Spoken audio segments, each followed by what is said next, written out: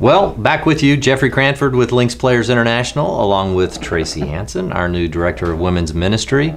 And we're kind of starting to wind this series down, though, Tracy, I think we could do this all day. I mean, we really could. I mean, the analogies with golf and maturation and all that. But our topic here is thinking like a pro, and we've kind of gone through a series of things, and why would we want to think like a pro? How would we do those things? What are we doing kind of in a competitive sense spiritually? What does that even mean, to be competitive? It means to be competitive because we're in a war against unseen forces in spiritual places, and people are bound by those things. And so it gets very serious when we start talking about being an ambassador or moving on to maturation. So you alluded to something last time, that you want to get something down in your bones. And we want to own it. We want to have it be part of maybe our DNA, so to speak. You do it over and over and over and over, so that in the crunch time, when your mind is a little bit out of sorts and you're maybe too self-aware, or these things are able to come out. So there's a simplicity with a foundation of complexity. Is that maybe true?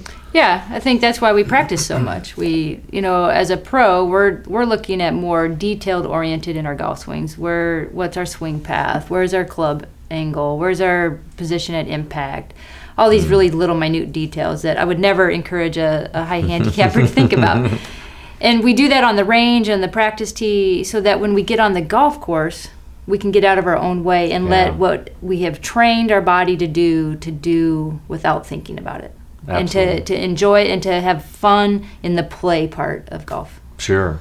Yeah, but that's challenging, isn't it? It is really challenging, because the more you practice, the more you think, and a lot of pros are analyzers, and so we're constantly analyzing. And so it's a struggle to be out there on the golf course in the midst of competition and not start analyzing something to try to fix something, rather than just playing and doing what we know that we've trained ourselves to do. Sure.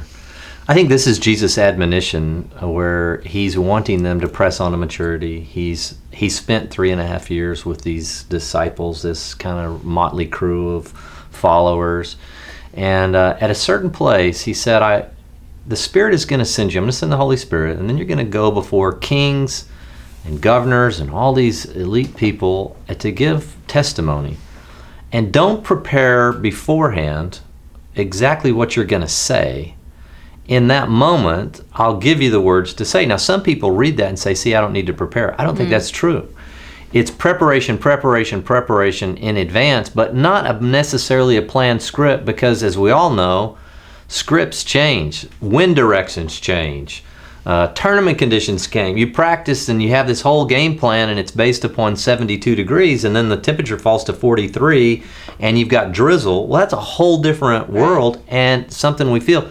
But that thing that you've done over and over, so there's preparation, but not necessarily specific preparation, because you don't know when that's going to come. That encounter with somebody on an airplane, or somebody that you love brings up the topic, so would you agree with that preparation has to just run through the very core of who we are, because we're going to find situations that are very challenging. Yeah, and if you don't have the Word of God in you, and the Word says, be ready to give reason for the hope that lives within you.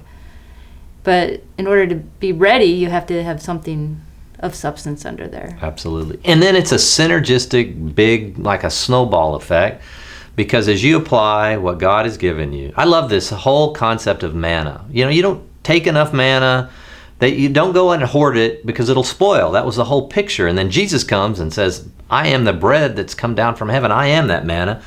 A little bit every day, and then have you ever had a situation where just what you worked on is exactly what you needed for that day? Just the word you read that morning. It's almost like Jesus gave you that manna, and then you needed to incorporate that into a conversation that afternoon. And that's also true in the golf world. So just that daily, consistent desire to poke away, pack away, get into the Word, get the Links Daily Devotional, get any devotional, just read the Word, read Jesus, read the Gospels, whatever it is. And then at that point, you'll move, and you'll enjoy the process, and you'll be moving towards maturity. Moving towards maturity. Well, this is I believe our sixth, and we're gonna press on to one more, and we'll kind of come up with some parting thoughts in our last segment.